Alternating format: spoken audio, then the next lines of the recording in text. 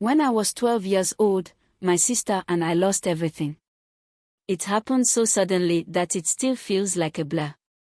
One minute, we were a happy family, and the next, we were orphans, left to fend for ourselves in a world that seemed cold and unkind. Our parents died instantly in a terrible car accident. It was a ghastly scene, we were told, though we were too young to witness it ourselves. I still remember the knock on our door that day and the faces of the neighbors who came to tell us the news. My sister, Amelia, was 17, just a teenager herself, but that day, she became my parent, my protector, and my only family. We thought our extended family would help. Surely, someone would take us in, guide us, or at least offer support.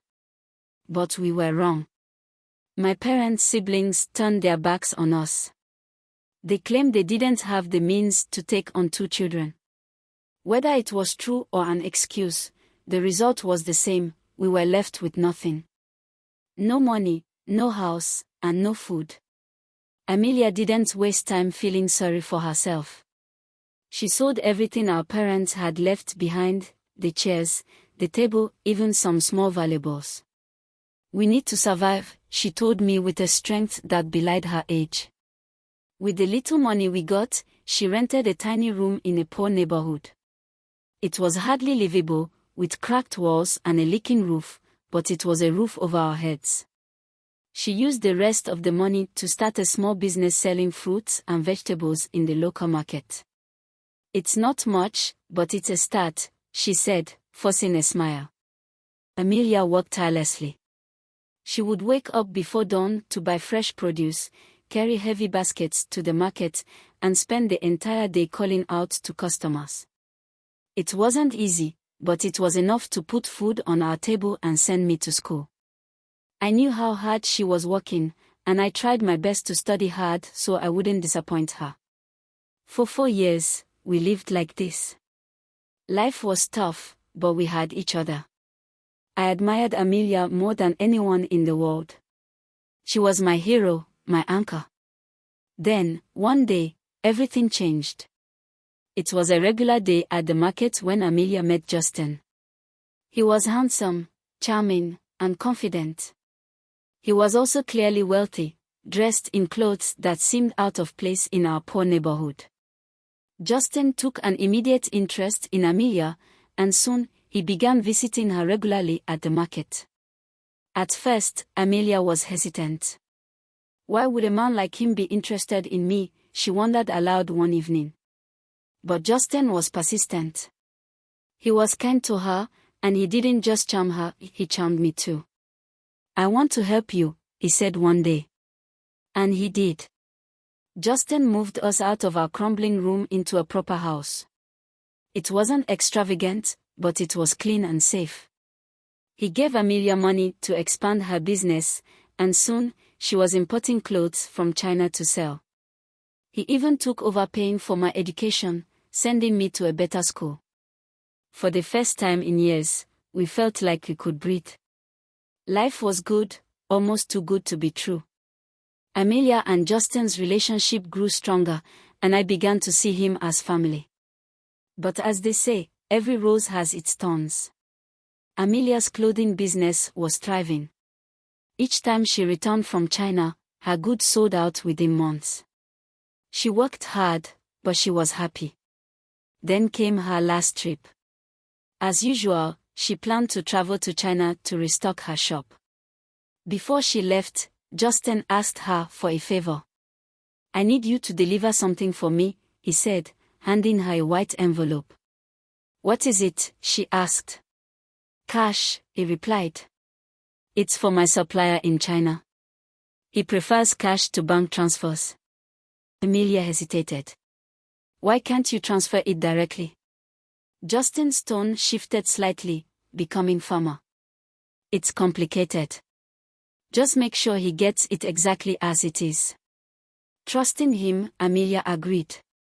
Justin had done so much for us, and she didn't want to disappoint him. The trip started off smoothly, but things quickly went wrong. When Amelia arrived in China, the phone number Justin had given her for his supplier didn't work.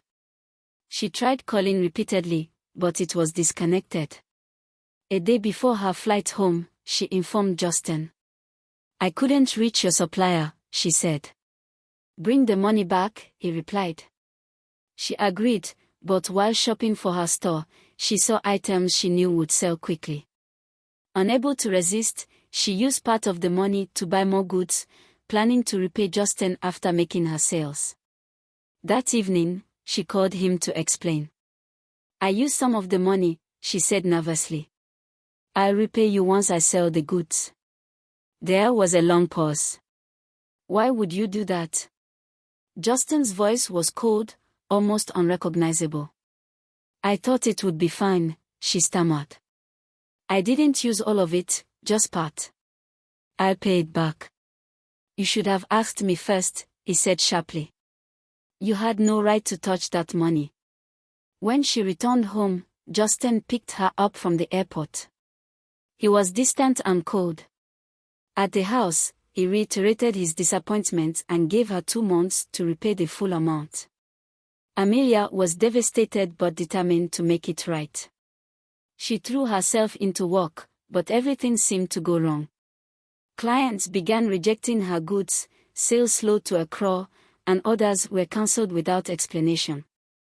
Even borrowing money from friends proved impossible. It was as if the universe was conspiring against her. When the deadline came, she didn't have the money. Justin walked out without a word, leaving her heartbroken. 2 days later, he returned, acting as though nothing had happened. He invited her to a party, and she agreed, hoping it was his way of making amends. The party was extravagant, filled with wealthy guests. Justin introduced her to everyone, praising her in his speech. By the end of the night, he told her she no longer needed to repay the money. Amelia was relieved, but I couldn't shake the feeling that something was off. The next morning, we found bundles of cash outside our door. At first, we were confused, then terrified. The money appeared every day for a week. Amelia tried contacting Justin, but his number was disconnected. On the 10th day, Amelia began acting strangely. She became incoherent, mumbling to herself and staring blankly at walls. Desperate, I took her to a spiritualist. What he revealed chilled me to the bone. Justin had used Amelia in a ritual. The money she took was a trap, and when she couldn't repay it, she became the sacrifice. He had manipulated her business and her clients to ensure she couldn't recover the money. The spiritualist told me if she hadn't touched the money, she would have been safe. Now, I'm watching my sister lose her mind. Every day, her condition worsens. She's all I have left, and I don't know what to do. Please, if anyone can help, tell me how to save her. I can't lose her too. Thank you for staying with us till the end of this emotional and gripping story. It's a journey filled with resilience, love, and the harsh realities of life. Please do not hesitate to leave your advice or your opinion in the comment section on what this young lady can do to help her sister get back her life. If you can take away one lesson from this story, it is for you to always remember that not everyone who appears caring and generous has pure intentions. Also, just because they have money does not mean that they got it from a pure source, or does not mean that their source will always remain pure. Many people are very greedy, and they do not mind crushing you on their way to success. In this world, we always have to be vigilant, so that we do not become someone's prey. Secondly, it is essential to approach every relationship with wisdom and caution. Always maintain an open communication line with your partner, and do not assume you know everything about anybody. Also, never be too confident that you know how someone is going to react in a certain situation because you cannot read people's minds. Some people are not who they claim to be. Pray for direction and discernment on how to choose the best people for your life's progress. And the third thing to take away from this story is to not ignore strange or suspicious behavior from anyone.